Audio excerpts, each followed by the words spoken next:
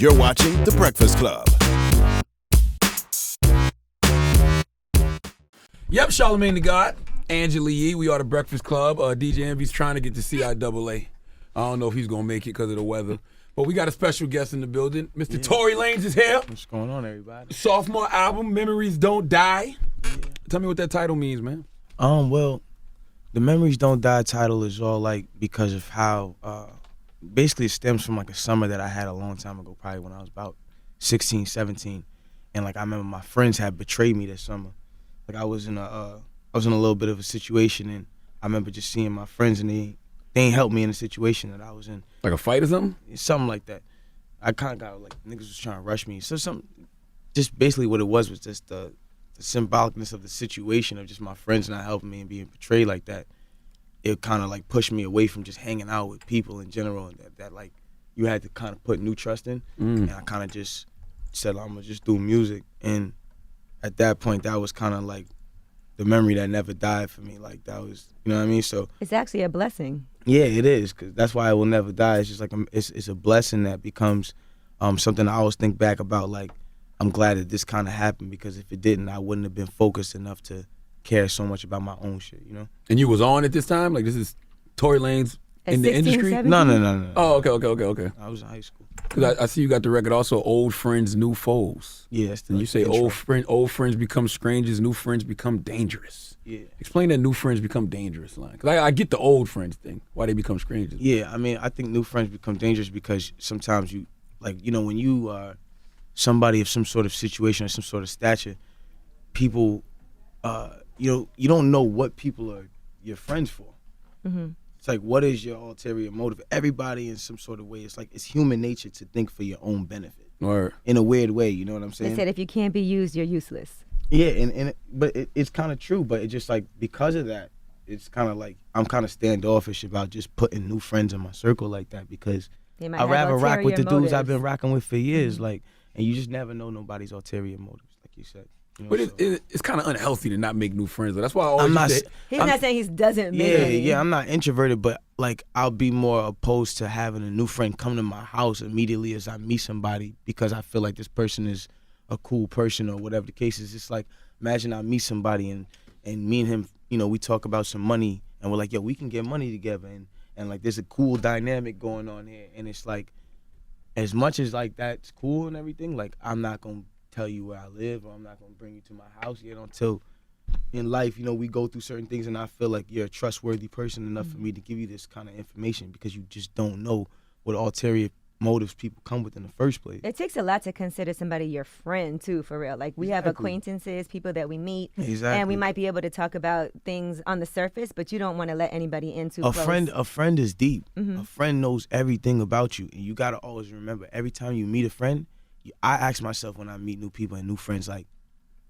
if everything goes sour and he knows or she knows everything about me because they're my friend, like, is it worth it for me to be friends with this person? Like how do I feel like this would pan out?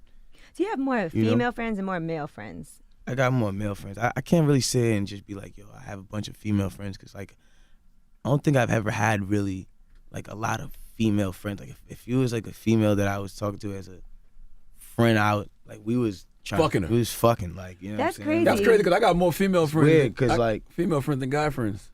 Don't get me wrong though, like girls, I love talking to girls. I love, like, you know what I'm saying, being around them. I love everything about women, like, but at the same time, I just, for some reason, I guess maybe because I'm just a charming dude, and a lot of the girls that like I'm friends with Who the hell said you charming, Tory? me. You know what I'm saying? I'm a charming dude. I'm a charming dude. Like, nah, because like I can adapt to situations. But I think that, you know, like with girls, like I said, I love all types of girls. I love all women. But I think like every time I've been like in a situation with a girl, it's like we'll start off friends, because I'm mad cool. Like I'm real down to earth. I'm not a dickhead. Like we'll start off cool, but it's like either she'll like me, or it's like I just never had maybe like 2, 3, 4, 5 girls in my life that are just like just cool people, and like, no, you know nothing, like no and attraction. like, maybe we was attracted, but it just didn't go right, or it just never worked out, and so we just ended up really calling it, like, you know, like, we're cool people. Why are guys so trusting over new pussy though? Like, you don't trust a new dude. You won't let a new dude come to your house. But a girl you meet in the club that night, you'll probably take to your crib. But you gotta understand, there's a lot of maneuvers that go on. It's a lot of maneuvers when a girl's going to see. I think about the deeper things. Like I'm one of them dudes. I'm thinking about like I'm just not getting caught. Like you're not catching me with the shenanigans, if that makes sense. Like I look out for the extra things. Like first and foremost, like I just still won't bring certain girls to my crib like that. But you're going to bring I'm from Toronto. Mm-hmm. Like I'm from a city of where a lot of girls, we have these girls they call setup chicks. They just all they do is just set niggas up all day. And we have those all over the world. Yeah, but see, it's like it's a specific like group of girls. Like it's like yo, da, da, da, da, da, da. I'm sure you have. They line you up. Yeah. You know what I'm saying? But it's just a certain kind of way we were just taught in Toronto about these type of girls. So it's like. Since we were like in LA, like I feel like in a lot of places you don't learn that stuff till you're like older, but because of the roots of like all the Caribbean like lessons, like you learn these things from very young. That's a fact. You know what I'm saying? Younger than I think we were supposed to learn these things, so it became more of a habitual way of thinking, if you will. You know what I'm saying? Like I gotta think like this, and that's kind of how we looked at it. You know? So how you know which ones to trust? You really don't. You never really do, but you kind of got to make your own analysis based on who you're talking to, what kind of vibe the person gives you, and just kind of I always go with like what my gut really feels like. You know what I'm saying? Anytime I've ever like mistaked my gut, I never felt like I always kind of felt like damn, I didn't make the right decision. Right, you it's know? your own fault. Yeah. Are you a trustworthy person though? Can women trust you? I'm very trustworthy. You can put your trust in me. The thing about it is, this is. Liar, Tory. I ain't gonna lie. That does sound like some lies. Right?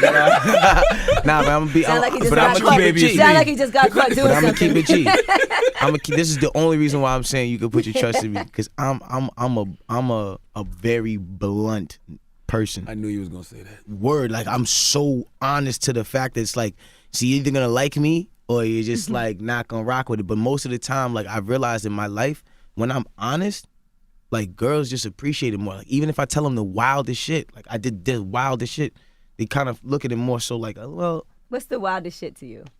Well, we're not gonna say it. I've been through some wild when you things. say the I'm just saying, like you can't go home to certain girls and tell them, yo, the other week I fucked this joint and da da da. You can't tell girls certain things like that. But me, I'm not gonna lie. Like if a girl asks me, yo, what's the situation was what da da da da, unless it's like. You know, I don't ever say no names or nothing like that. But I'll tell you, like, if I did something, like, I did it. Like, I'm going to be bold-faced with it. I'm not going to sit here and hide behind, not my mother. Because usually when a woman asks you something, she already knows the answer, too. And that's the thing. Like, I don't like, I've learned early, like, I don't like getting caught in lies. I just look stupid and I feel stupid. Like, I don't like feeling stupid, like, you know? And women appreciate that for some reason. They appreciate we appreciate honesty for some reason. Yeah. Nah. But see, the thing about it is, that's weird. But you know why? But see, as cliche as that sounds, the thing about it is like, I feel like men, we don't really appreciate the honesty like y'all appreciate. I want to know, but I want to know because I found out like on some like either you just told me like straight up plain from the get go, which never really happens. But when I find out something on my own, I'm like, okay, I know. But like when it's just the whole going through something and then not knowing and then you find out after and everybody else knew and you're just like, you got the Kevin Hart face on and you just like, damn, like I got like that's the only thing that's, you know.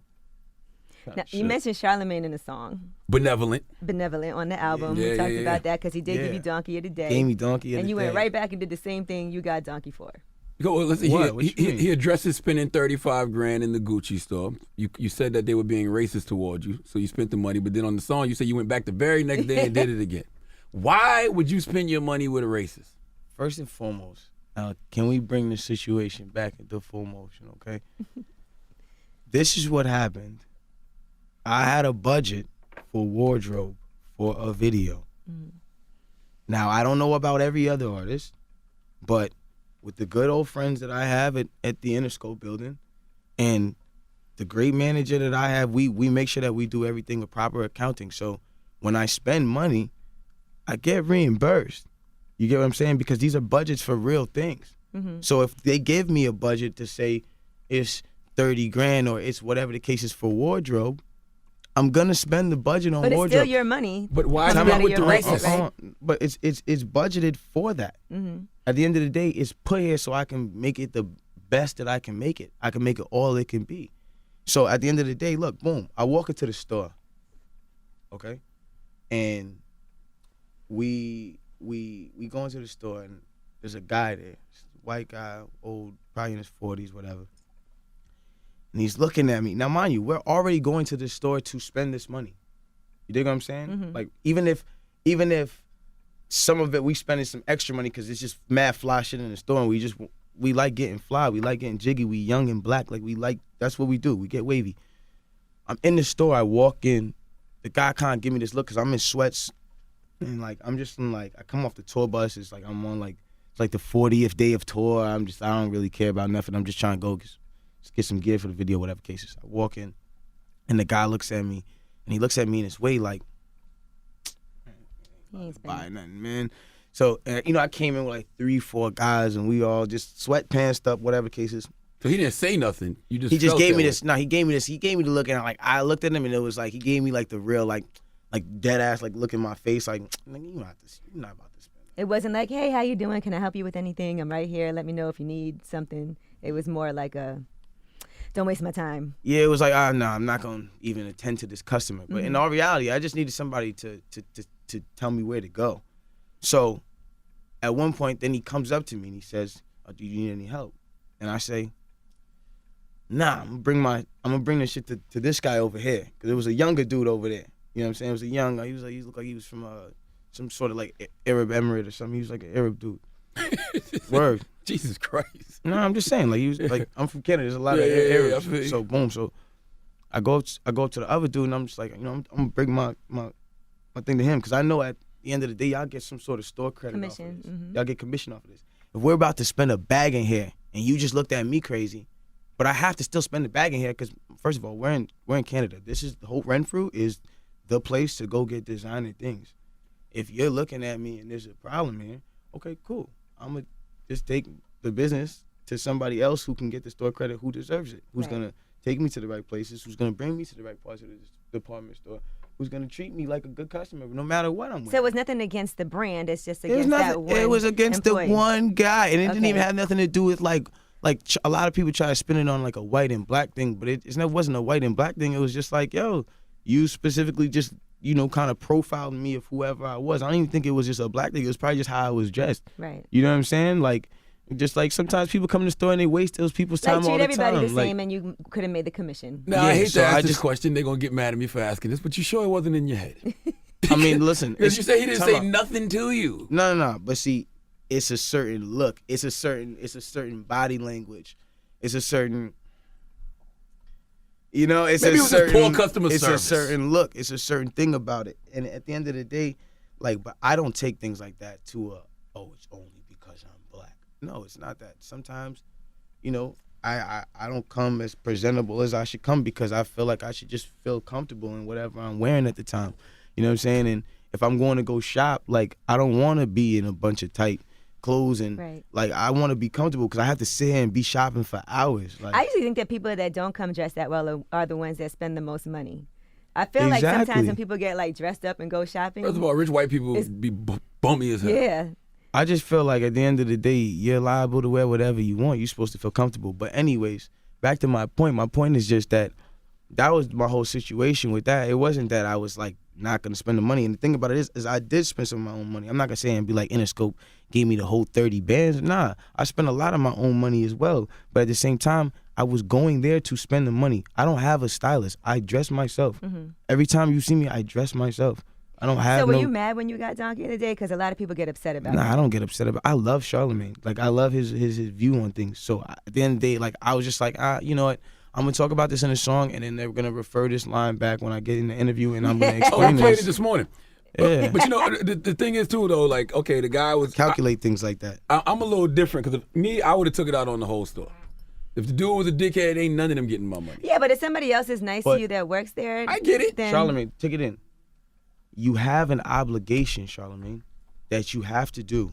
If you have a video shoot that is going to allot you to making more money in the future, this guy's attitude is not important enough for you to not shop at the only store that sells what you want to get for this video that's going to allot you more money. He knew what he wanted. I am a businessman, and when it comes to more money, I'm trying to get more money. Period, point blank. No permanent friends or enemies in business. I get it. You know what I'm saying? Yeah. That's all it is. At the end of the day, I'll probably go back to the store, and maybe I'll see the same guy and not even remember the situation. Just in the moment, I had to get him. How did this turn into such a big deal? You know what I'm saying? No black-owned stores in Toronto with fly clothes? There is, but I wasn't in Toronto. I was in Vancouver, and I'm sure there's black-owned stores out there too. But I wanted to shop at Holt Renfrew. Let's make this one thing clear. I love Holt Renfrew. I've been shopping there for years. Okay. I like what I like. I like what I like. You know, and I wanted to dress a certain way for the video that I was doing. Let's address something else. You know, last time you was here, I said that I don't think you have your own sound, but over time, like I saw, I even heard you say on the new album, you say a lot of rap and R&B niggas popped off your sound. And then I saw somebody say something to you about sounding like Travis Scott, and you was like, how can I sound like somebody I write for?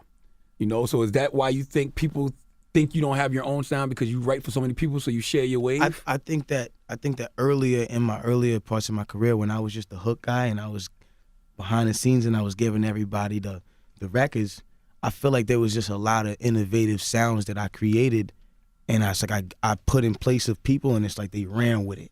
So we heard them first, and then you heard them first because they had more clout than me. And the thing about it was because I was so good at writing these songs, when they pop with these sounds, it's like you're popping with my sound. I'll feed it to you because I need the bread. I'll feed it to you, though. You know what I'm saying? Like, I give you all the hooks in the lane. I'll write all your songs in the lane. I'll write.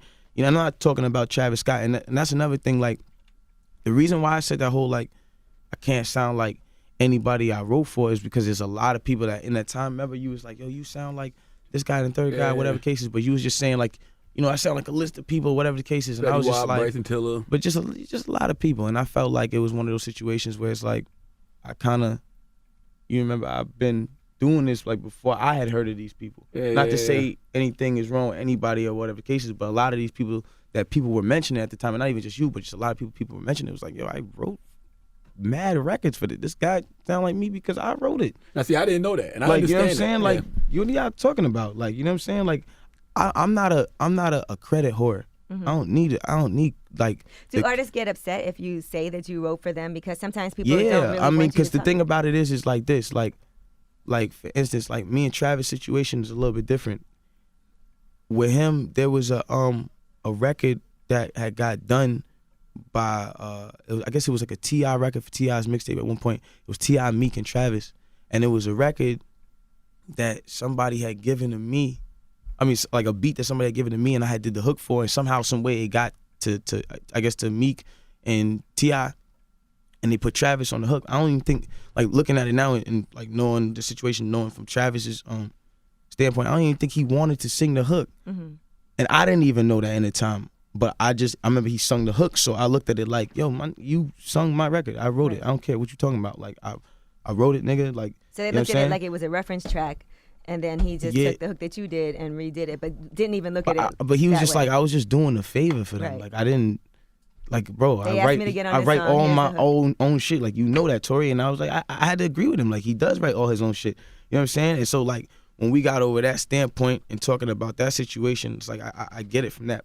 But my whole thing was just like, there was a lot of people who were singing my hooks. You know what I'm saying? Were singing my verses, were taking styles and running with them. Like, I'm a very innovative guy. I've made so many sounds and so many things that people never even heard, but that's life. You don't get the credit for everything you do. I'm not a credit whore. I don't need it. So you didn't actually write for Travis? I did. What do you mean? I wrote I wrote Brand New Chopper. At the end of the day, no offense, Travis, or whatever the case is, we've already spoke about this, but whether or not it was meant to happen or not, he still sang the verse, or he still sang the hook, right. And I wrote that hook. Regardless, and it came out in the world, and it's a song with Meek Mill and T.I. And you have your writing credit on it. No, it was on a mixtape. Oh, okay. That's interesting because same thing happened to Travis. Travis used to write for a lot of people, and everybody sounded like. And that's why when me and Travis actually spoke, and he was like, "Bro, I never even wanted to do the song. I just did it as like we were at the studio, and I was just trying to help my dog out. Like if I could go back to the time, I would have never done it. And I had to feel him. Like at the end of the day, like." I feel you because I'm a writer too, and I feel that same way sometimes. Like I help people with certain things, but me, like I take a standpoint on I'm not singing another nigga's song. That's like wearing another nigga's drawers. I'm not doing it. Who the hell wears another nigga's drawers? Exactly. You know what I'm saying? I'm just not. I don't want to do it. Like, you know, it's crazy. Bryson Tiller was the nigga who told me that. He told me that shit on the plane. He was like, he told you never wear another nigga's drawers? He was just like, yo, I feel like when, you know, singing another writer's song is like, it's like wearing another nigga's drawers. And it made so much sense to me. People like, do it all the time. Of course, don't get me wrong. Like, I still have records where people have contributed to it in like a certain part or whatever the case is, and like as a vibe, as we're building, of course I'm always down for suggestions and things like that, and even like I'm always down for like trying to tap into people's world as well. But when it comes down to just letting somebody do the work for me, no, there's no fun in that. I love music. Like, I'm not doing that. Like, I love this shit too much. Like I'll die for this shit. When it comes to this and God, like, there's only two things I'll die for. Like, that's it. Like, question for you and Bryson. Wouldn't you have to have worn another nigga's drawers to know what it feel like? My nigga, I'm gonna be a G. Like, in my hood times, I've definitely had to wear other niggas' drawers, bro. I'm gonna be a buck, my nigga. And if a nigga's gonna sit here laugh at me, oh, this nigga, da-da-da, fuck out of here, my nigga. You just never had no hard times, my nigga. I ain't never been that poor. I ain't gonna lie to you. I've been you poor, could've but I just ain't been that freeball. poor. You Nigga, could I've been freeball. broke, my nigga. What you talking about, my nigga? I had to been broke. Like a family member? Nigga, You got brothers? same clothes for a week, nigga. Boxes, nigga. I had to turn them shits inside out, nigga. I done been broke, my nigga. Been super broke. Like you had like a brother or somebody, or? I'm the youngest of 6 kids. I learned to share. Oh, okay. And that's why saying? memories don't die. Yeah. I learned to share, bro. Like, at the end of the day, like, and I have no shame in that. Like at the end of the day, I'll never have no shame in what I came from. Like, I came from sleeping on the bed, one up, one down. I'm all sleeping by a man's feet, fam. Like, you know what I'm saying? That's what I come from. Like, you dig what I'm saying? Like, so for me, it's like getting back into those trenches is never nothing for me because that's what I come from. You think you've gotten a chance to shine off your own sound yet? I think that this is what this Memories Don't Die album is. I think that this album right here is the album where I think it gets to be expressed like that. The talent wise, I'm setting a certain bar. You know what I'm saying? I'm not trying to come and be in this thing that everybody else is in. Like, as far as just like music goes, I want to step it up to the next standard, because if I don't do it at this point, at least how I feel like nobody's gonna want to follow making I guess just kind of raising that bar, you know? Are there songs you wanted to keep for yourself on this album that you ended up selling to somebody else? Nah, but I'll say one thing. Like, I had a lot of records that me and Meek was doing. We was about to put out a project right before he went to jail, and I had a lot of records that I was like, yo, I want to get these off. He had sent me a couple of things, and I was like, yo, this is something crazy. But I said, I'm gonna wait till the situation happens with him and everything goes the way it's gonna go. Mm-hmm. You know. Does Tory Lanez want to be a rapper or an R&B singer? Like, what are you more passionate about? Tory Lanez don't want to be nothing. Tory Lanez is an incredible artist. He's an artist. He's not a rapper or a singer. Take the music as just whatever. Take it as Play-Doh. Whatever I decide to create. You could work with Major Lazer. I do whatever I want. Like, you know what I'm saying? Because it's about music. It's about a vibe. Like, yo, I don't always want to make hood music. I don't always want to make trap music. I don't always want to make urban music. Sometimes I want to go to the white clubs. Sometimes I want to get on the dance floor and get jiggy with the white folk. Sometimes I want to go to Miami and dance with the Dominicans. Sometimes I want to go do other things. Aren't you doing a Latin album too? I am. It's all Latin. It's all Spanish. It's crazy how like it came together, and how like I had to like learn how to like speak it and like, you know, and sing it and still sound like me and bring that flavor to it. So you can speak Spanish? Not fluently, but like I can try doing certain like things. Baila. And like little tiny things, like, you know, and like I'll take those and I'll just make melodies out of it, you know. What inspired you to want to do that?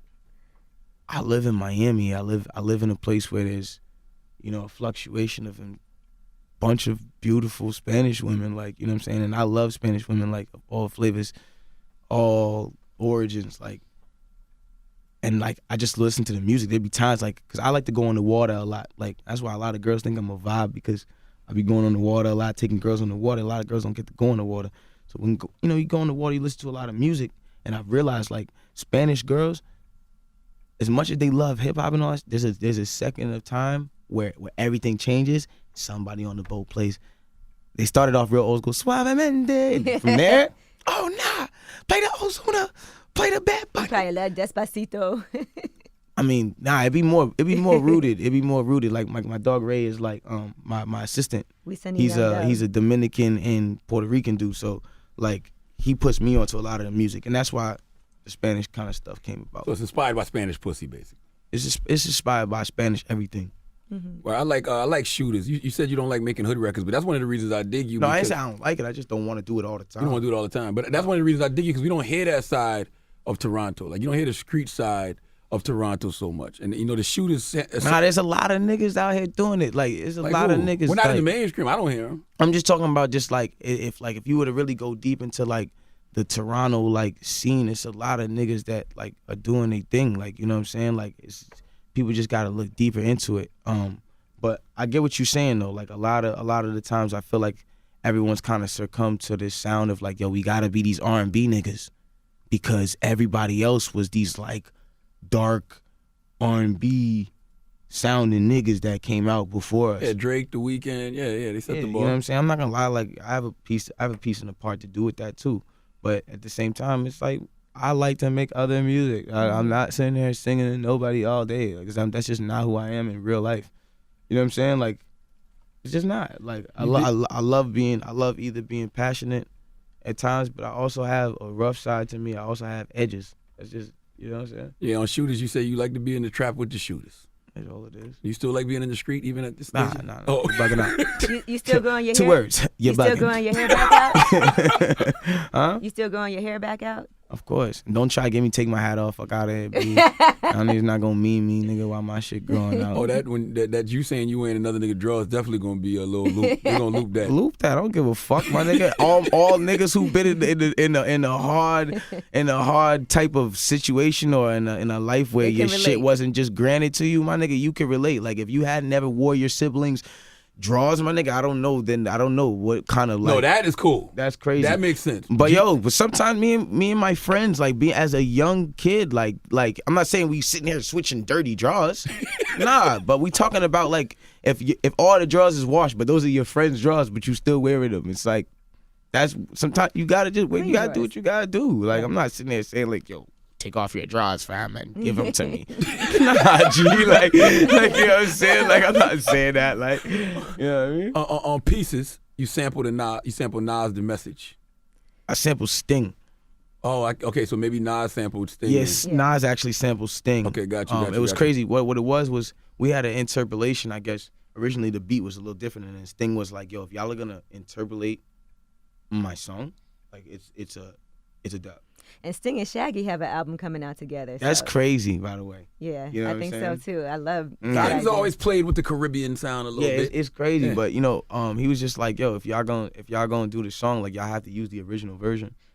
And I remember putting the original version in. I remember it sounded a little different, but I was like, it sounds like darker and more open. And because of what the song was and what the song dealt with, like the girl being a rape victim and her uncle was who raped her, and the fact that she killed her uncle. Like, just the whole song, and she had to raise the uncle's son. Like, you know what I'm saying? Like, okay, you just fucked me up, because I was going to ask you what the story was. Oh, she didn't get to really listen. I only heard it once. I thought it was a mother-son. Nah, listen. The song is like this. Like, I don't want to ruin it for nobody, but there's a song on the album with me and 50 Cent. It's called Pieces. The song is about a girl. She's from Brooklyn. And she has an uncle who, like, basically her mom and her dad, like, her mom was a junkie, her dad got taken to jail, and she had an uncle who was, like, made to raise her. So, basically, the uncle was raising her. The uncle got, like, with this chick who put him up on, like, drugs and shit. And, like, nigga was on mad drugs, and he rapes the girl. And, like, her whole life, like, she couldn't get it out of her head that this nigga raped her, like, you feel me?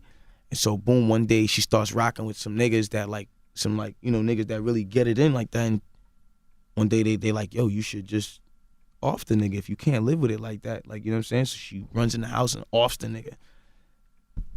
And the nigga has a son, which is technically I think her cousin at this point, right? So she ends up having to raise the son. But the son, his whole life, he grows up and he's like, I want to find out who killed my father. Right, that's crazy. Like, and his whole thing is like, I have to find out who killed my father. So then, like, it goes into this whole other story, which I got to go listen to the album. It's a great record, great storytelling record. I was going to ask you, was it a true story, but clearly it's not. I mean, there's some bits and pieces that are true, but I couldn't go all the way into the deepness. That would just be OD. That's crazy. I wouldn't even do that to her. You need to write a screenplay, young man. Yeah. Well, that was the thing. Honestly, that was why me and 50 had related to the song so much, because what I've learned about him, and like shout out to 50, that nigga's like my mentor. Like when he sits there and talks to me, like I be sitting there tuning this, and I listen to this nigga for 5 hours, nigga. I just be sitting there tuning because he's such a smart businessman that I just be like, I can't even believe like he even be sharing the knowledge with me. Like, you know what I'm saying? I grew up listening to this nigga. So when he came to the studio and I was playing him the records, he was like, yo, I want to hear like something that's like a little bit more introspective, or something that like you have that's not like the single or whatever the case. I was like, yo, I got this story. Boom, and I played it, and then I started explaining, because I hadn't did the second verse yet. Like when the son was looking for the killer, I hadn't did that verse yet. So he was like, yo, I want to jump on this, and I want to add to the story. And I was like, cool. He sent the verse back, and it was like it sounded like he was like narrating the story, but we kind of had this whole cinematic look on the whole thing because it was such a story, and it felt like such a screenplay. Now, me and him had already came together and were like, yo, we want to do something as far as along the lines of cinema, as far as like us doing like a movie or something like that. And so I was like, well, I'm shooting a movie for this album for I Told You and Memories Don't Die put together. So the movie's actually called I Told You Memories Don't Die. You know what I'm saying? Right. And basically he's gonna be a character in it now. So he's gonna be in the movie as well. So we were already like, yo, if you're already gonna be in the movie, it would be dope to have you on a storytelling track like this, like where it's like real intricate and like you got to get real deep with it. So that's what made that whole situation happen, and like why it worked out like that. Pieces is dope, man. I like Don't Die too. Yeah, thank you. Shout out A-Rab Music. He killed the beat on that. Like that's my favorite. That's like I think that might be my favorite beat on the whole project. Really? Yeah. You say you hope you don't go out like Aaliyah or Left Eye. Do you think about death a lot? Yeah, of course, man. Like I think I'm a real like weird nigga. Like I be thinking when I go on the plane, like yo, like what if this is just that one trip they just wanted to just done me? Like, oh my gosh. You know what I'm saying? Like every time I go up, like I just think like yo, like cause like. That's called anxiety, sir. I do the same thing. I be thinking, what if the pilot mad as hell and just decide he want to kill everybody? I think yeah, I'd be like, yo, every time I go on the plane, I always look at who's flying with me. Like if I see like you know, like a old, maybe like a mid-aged, like 35-year-old white woman with her daughter and son, like I know everything's gonna be okay. It's like America can't kill these people. Like it just would be a crime. Just like it's just you can't do this. Like that's not a weird thought. I think the same exact thing. I be like, yo, baby's on the plane, I feel more comfortable. Yeah, like if you know certain people are on the plane, I feel like yo, it's blessed. But yo, like no offense, but like yo. Let me get on the plane with mad niggas like me? Nah, son, like, nah, B. I be like, yo, we going down, dog. Like, I don't know what's going on. Like, nah, because when I go in the sky, I'd be happy to get a nap. I have this whole like next level of like paranoia, like, because I can't control nothing up there. Like, I'm just on a ride. I don't even like roller coasters. I don't like that feeling in my stomach when my stomach drops. I don't like that shit. So like, it'd be situations I'd be in the sky and I just be like just thinking to myself. We're like opposites. Like, I love flying. I love roller coasters. Nah, I can't even take connection flights because it's two chances of death. So, but you say I can't. You say Aaliyah and Left Eye though. Aaliyah died in a plane crash. God bless the dead. But Left Eye died in a car crash. So you have a fear in the car too? I just don't want them to get me, man. I just don't want nobody to get me. I don't want nobody to get me. I don't want to be in the wrong situation at the wrong time. I don't want to be the unlucky passenger who went on the wrong plane. Right. I don't ever want to be in any of those situations, you know? Isn't it nice to not have the distraction of people asking you about Drake all the time now? Like before, yeah, it's cool. When you did your first album around, everybody was like, "Oh, y'all beefing," but it's nice. That was halfway my fault. You know what I'm saying? And I'm not gonna lie. Technically, you're still asking them about Drake. I know, but it's not. That was a smooth way of bringing it in, though. I ain't gonna lie. Like I looked at it like. It's not the same conversation, though. It's not the same conversation. Nah, but I feel but honestly, I mean, that's halfway my fault. You know what I'm saying? I think I made a couple of immature decisions when I was first coming out, just out of my whole thing in my life and my whole career is like I just felt like my whole thing is I always had to prove people wrong. Like people always kind of just doubted me. So like my whole thing is just like I always went like super against the doubters. Like when most people would conform and be like, all right, like everyone just leave me alone, like stop bullying me. I was like, nah, nigga, y'all niggas keep bullying me, my nigga, cause what's up, nigga? You know what I'm saying? Because I just had this thing. I have little nigga syndrome. You know, little nigga always feel like he gotta be, nah, nigga, you're not gonna punk me cause I'm small, my nigga. Fuck that, my nigga. You know what I'm saying? Like I've had that my whole life, so it translates into my music. Nah, nigga, you're not gonna punk me, nigga, because I'm at the beginning of my career, nigga, because I know who I am at the end of this shit. Fuck that, my nigga. You're not gonna punk me, my nigga.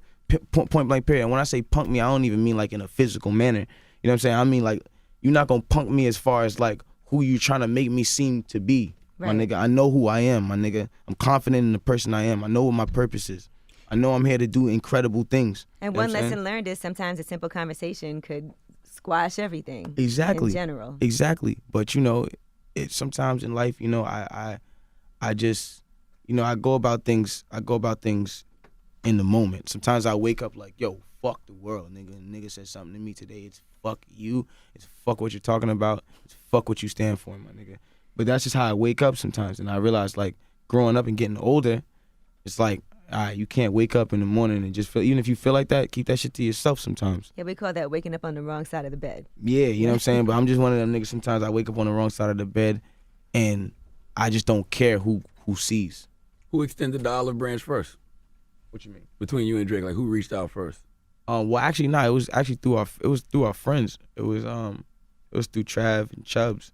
And I think they were talking and they had, you know, they had their little conversation or whatever the case is. And Trav is like this nigga that, for all the people who do know Trav, whoever you've seen him with or whatever the case is, like Trav is somebody that when I first got signed, like, and we was in like a little situation, we was riding, I know it sounds crazy, but like he be in Miami and like we was just in some sort of fucked up situation we're not gonna talk about, but we was riding bikes together to Subway and like sleeping in the same room on twin beds, like you dig what I'm saying?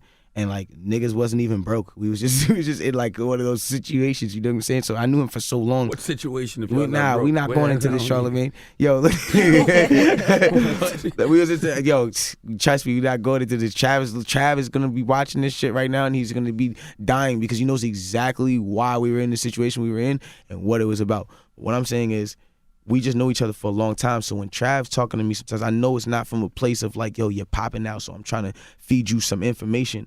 I knew him for years. So it's like, he'll hit me up and be like, he hit me up and was just like, yo, like, he was just like, y'all gotta kind of like y'all don't want to make no money. Like, that's kind of how he brought it to me. He's just like, you don't want to make no money, nigga? Like in life, my nigga, like, what did y'all niggas have a physical, like, are you gonna boom him when you see him? It's like, do y'all, like, is it that deep? And then I had to think about it. Like, is it that deep? It's really not that deep. And then it's like, if it's not as deep as like, I'm gonna boom him or he's gonna boom me when we see each other. That Toronto slang for like fuck somebody up? Nah, it's just, that's regular slang for we're gonna shoot each other when we see each other. Like, I'm not gonna boom you when I see you, and you're not gonna boom me when you see me, because it was never that deep in the first place. All right, let's hop on the phone as two men and let's just figure this shit out. Like, because it's probably not that deep. And it wasn't. It was not that deep. You know what I'm saying? How'd that affect your relationship with like Meek? It didn't. I told Meek, I think it was either the day before or the day after, I was just like, yo, my nigga, I'm about to solve my issue with the homeboy and all that, you know what I'm saying, with the bro, because at the end of the day, like, our situation is a lot different. You dig what I'm saying? And he was like, nigga, what the fuck? You should have been did that. The fuck you talking, you even calling me for? You know what I'm saying? Like, but I was just like, yo, you know what I'm saying? I'm just letting you know, my nigga, because I don't want to ever look like, or make shit look like, you know, whatever the case is, while y'all got, I don't really give a fuck what y'all got going on. Like, he didn't, you know what I'm saying? Like, right. I'm just letting you know, as a person that I make music with and a person that's like my friend, like, you know what I'm saying, this is what's going on. Like, you know what I'm saying, you're not caught off guard, or it's not some whatever the case is, and I think it just was what it was. And Drake been showing Meek love. I'm showing Meek come home and that's gonna be daddy. Over, yeah. Yeah, I don't think it's that deep of an issue, but that's between them two. Is Toronto united now? I don't know. I don't know what I don't think everybody in Toronto has ever really been just united, but everybody's kind of copacetic, at least from where I see it from. But if niggas got individual problems with each other, I don't know. I'm just out here getting money. I'm doing my album, doing my none of y'all niggas to talk about. I just trying to get my money at this point. Like, I've done enough rah-rah and Ray Tay with y'all niggas. Like, You say on the album too. You say you may have fucked it up with Nikki before the album. Now is that an ex or is it Nicki Minaj? Who is? No, I was talking about Nicki Minaj. I just like she was originally on Shooters, and wow. Yeah, Nikki was on Shooters. She did an incredible verse, and I was asking her something about like the verse about changing something around because of where it placed the hook at in the song or whatever, and I think because we was talking over text, and I think like through the text, it kind of just came off the wrong way. Maybe came off like I was trying to critique her verse or something like that. So what if you were? I mean, whatever. And I think she just didn't. She wasn't really rocking with it, and she was just like, you know, she didn't take my verse off the song, nigga. And, I'm not clearing it. No, she didn't say I wasn't. She didn't even do me like that. Like she was very nice. She was just like, you know what I'm saying? Like if it's something like that, like I'd rather just not. This is probably just not the project. Like, you know what I'm saying? This is not the song. You know what I'm saying? And you didn't feel like, well, I'll just leave it how it is then, or because I'm sure you wanted to have that verse on there still. I did, but at the end of the day, like I didn't want to. I felt like I'd already kind of crossed the line as far as just me even saying what I said to her, and I didn't want her to feel uncomfortable with the record. So I just was just like, all right, I'll delete it. Like simple and plain. I'm not a reacher. I'm not gonna sit here and reach after someone tells me I don't want participation. You know what I'm saying? As much as I'm a super fan of Nikki, I love Nikki. She's been in my life for a long time. Like as far as the music, as far as every ex-girl that I had was a Barbie at some point, was cut, had the bangs, and you know what I'm saying, at some point. So I love her for that, but it's just one of those situations where as much as I'm a Nikki fan, like I love my music as well, and I never want to force something that's not organic, you know? If someone asked you to change something, would you don't get offended by that if you send something into somebody and they're like, well, can you move this around, or do you understand? I mean, but I'm also not at the point of my career that Nikki is. Nikki's at a very big place in her career, and I think that don't mean she's above critique though. I'm not saying she is above critique, but at the same time, maybe you just don't need to hear critique from a nigga that's at my part of my career. But if you're trying to make the best possible record, and that's a cool way of looking at it from my standpoint, but at the same standpoint, I gotta look at it from her standpoint. Like my nigga, whatever million sold that she has, like, you know what I'm saying? Like, I get it. By the way, you know that's when you start falling off, and that's when your music gets whacked, when you stop being coachable. Like, this should never be a point where somebody can't tell you something about your But I'm not going to sit there and say she's not coachable, because I don't know what she does and who helps her, or whatever the case is, or whatever she does when she's by herself in a room by herself. Maybe that was just the situation, and through text, maybe it came off way differently than maybe in her mind it came off way differently. You know what I'm saying? Like, yeah, sometimes people read text in a different tone than the I'm not gonna lie. Like, there's been a lot of times I've sent people texts and then like we'll be arguing over the text. Like, yo, my nigga, you dead ass seriously just sent me that shit? And it's like it's not even that deep. Like, you know what I'm saying? So you think you said you fucked it up with us? You haven't talked to her since then? No, I spoke to her after that, and I was just like, yo, you know, my apologies, whatever the case is. That's why I say I may have fucked it up with her, like just in case anything was ever permanent, or maybe she feels like a permanent way about it. You know, I just want to let her know it's not no ill intention. It is what it is. Like, I'm still a fan and everything else. You reflect on your mom on this album, too. You basically say what she would say to you if she was here. Is that something you... My lips is getting dry. Some water right there. Is that ever something you truly get over? My mom dying? Yeah. I don't think you ever really get over things like that. I don't know, man. I think the thing is with that is like just the way it kind of happened with me. Like, my mom was a very healthy woman.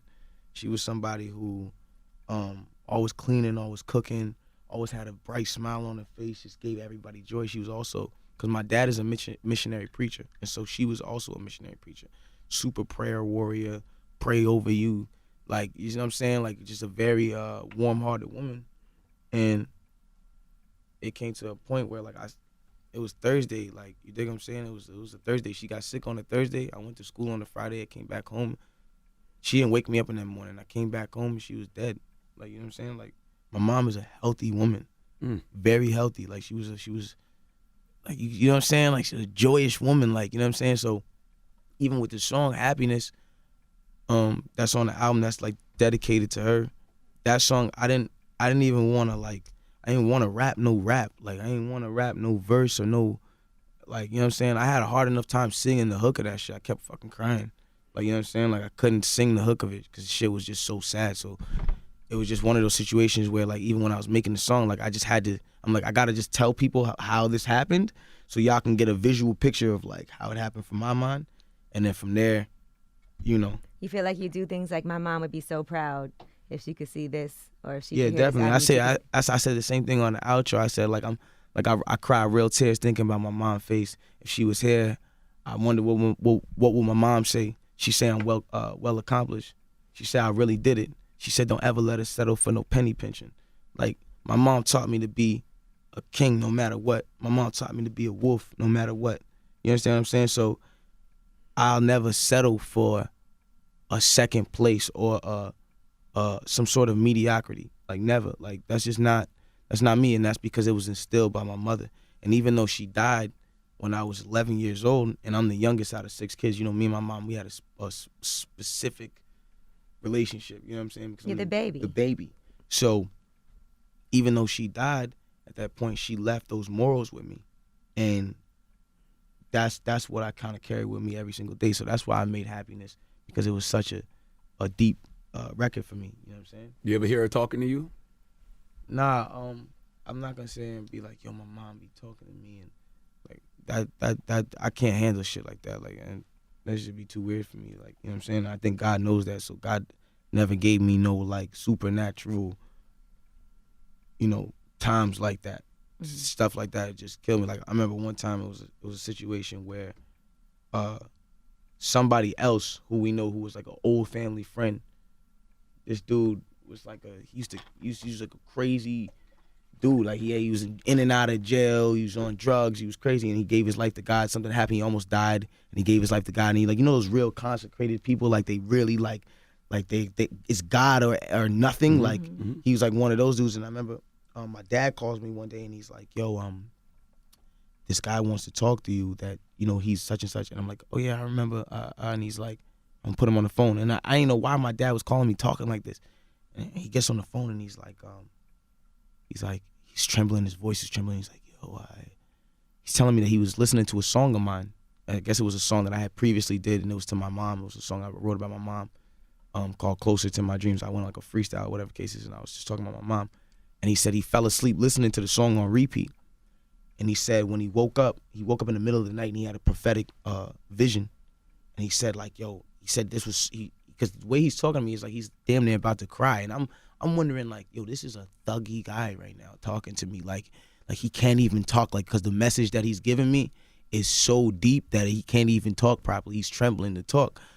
And from that, I knew it was a message that was already sent from God, because when God speaks through you, you don't feel like yourself. You just feel like a message and a word is coming over you that you need to say. So he tells me, I woke up and I saw an angel. And he said, I saw an angel, and he's like, when I turned around, he's like, it was such a bright light that he's like, when I turned around and I went like this and I looked back up, he's like, the angel looked at me and he's like, the face. When he said the face, he just started crying. He's like, the face. He's like, I knew it was your mom. He's like, there's a certain face she used to look at me as, like, when I was young. He's like, I knew it was your mom. And he said, he said the angel said to him, he said, tell my son that God wants him to know that he's an instrument for God. The reason why he is talented at the level he is talented at is because he's an instrument for God. And it also said, tell my son that if he does not follow the pathway of which God has set for him, he will surely die. And he said that at that point the angel left. And as he's saying this, he's crying, like he's bawling. I'm freaking the fuck out. I'm like, yo, why this nigga called me? Why I had to even speak to this nigga today? Why you even told me that shit? That shit just fucked my whole head up. And because I know it's a word from, I know how my mom used to be, and I know, like, the way she talks, and when it's stern like that, it hit me in the heart. So, like, that was the only kind of experience I ever had. And from that point, I always looked at things like, I'm not in this, like, when y'all see me do these crazy things sometimes, like when I go on like a funk flex and rap for 8 minutes, or sway and rap for 9 minutes, or I go on these wild things and I'm crowd surfing and I'm climbing things that you guys can't even understand how I got up there. And yo, it is not me. It is God. Like, Absolutely. It is not me. It's God. And it's like one of those things where it's like, I know that I'm allowed to do it because of the mandate and calling on my life. You dig what I'm saying? Right. So it ends up being one of those situations where I kind of look at things like there's a plan already set in place and I just need to follow it. Follow that plan. You know what I'm saying? All right. I'm not gonna lie, man. I was gonna ask you about fucking twins, but I don't even know how I get into that after that.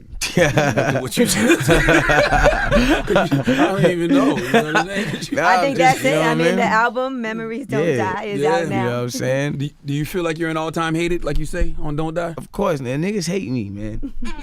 See, he was waiting for me to just get back into some fuckery. Niggas hate me, dog. You know what it is? I think that niggas don't like about me. I just know. Like, I always know that the cards are kind of like against me in a weird way. And like, I shine in the times that the cards are against me. Like, I'm a fourth quarter nigga. Right. Back against the wall, breakthrough. I love being in the fourth quarter. I love when the pressure's high. I can finish a whole mixtape in 2 days and I can't finish, even if I couldn't finish the whole mixtape in a month, in the last 2 days is when I will start wilding shit up. I'm one of those guys. In the time of pressure, I love being in that situation, and I feel like a lot of people are kind of on southpaw. They're on a different, unorthodox stance when it comes to that. And sometimes I poke at it. So you feel like you're under pressure? Cause I thought about that because I was listening to the Joe Budden podcast, and he was saying that they was asking if it's quiet for Tory Lanez, and I was like, "What?" I said, I don't know. I was like, oh, is it quiet for Tory Lanez? Quiet for me for what? Like, but he's been think about doing it. It's like my thing is this. Artists. My thing is this. It's like what head to like. Which rapper do you like is out right now, or whatever the case is that y'all feel like I need to go head to head with on a cypher or whatever the fuck? What singer is out right now that I need to write better records than? Like, who is it? Like, put me in the point me in a direction, and like, let's just do it. Like, and I'm gonna show you why I outwork that nigga and why I'm better than that nigga. Like, I'm tired of this whole like, yo, is it quiet for what? Like, y'all crazy? What artist you know can do what I fucking do? Like, I'm tired of niggas just undermining that, my nigga. I fucking sing the girls and make they pussy wet and then go stand on a nigga. I go stand on the whole fucking crowd of niggas, no security, shirt off, gorilla style, nigga. Put me down in the middle of this crowd. You can go on YouTube and you'll see this on many events. I'll be at festivals, 30,000 people. Put me down in the middle of this shit, dog. Don't touch me. Don't touch me, my nigga. No one's gonna touch me. Who do you know that commands that kind of attention, bro? Like, niggas gotta start giving this shit to me because it's just one of them situations where it's like, and I hate to even come in here, like, that shit just took me off my cool, like, for a little second, but it's like, I hate to even come in and, like, act like this, but it's like, I really do this shit. Like, go look at the fucking stats. Like, if you're somebody who you're not familiar with me, okay, cool. Just say, I'm not familiar with him, and that's what it is. But until you go really look at the deeper stats of me, bro, like all the things that I've really done as far as like just phenomenal things that you'll remember. Writing, production, shows, songs, features, whatever it is. Mm-hmm. Just go look at the stats. Like I'm consistent with my shit. It's not like I'm a nigga who's not consistent. I'm consistent. So even asking the question like, is it quiet for your podcast? Like, calm down. It's not like, calm down. You can't say questions like that. It's stupid. I mean, I get you try and get like a review or whatever the case is. I'm not even talking about just Joe. I'm talking about in general because Joe's my mans. But I'm talking about just in general, like, you can't even ask a stupid ass question like that. You hear the work that we're putting in. You don't see how hard we work, or you just don't care about that. You know what I'm saying? All right. There you go. We're going to edit out that you wasn't talking about Joe. You're going to make that sound like a shot. You can say what you want to do. I have a good relationship with Joe. I always talk to him on the phone, and before he was doing the everyday struggle and all of that stuff, and like everyone was starting to hate on him and all of this shit. I don't know why everybody hates Joe Budden. I don't understand it. Me neither. But like, I guess all the young niggas, I don't know. But me, I love Joe Budden. That's an ill nigga, man, and I'll be the first. If there's not no young niggas out here saying they like Joe Budden or they fuck with Joe Budden, I fuck with Joe Budden wholeheartedly, and I love his opinion on things. Well, I'll give you 5 reasons to hate on him after the interview, but he's a good guy. All right, good. All right? But Tory Lanez, Memories Don't Die is out right now. Thank you for coming, my brother. Thank y'all so much. I appreciate you. It's The Breakfast Club.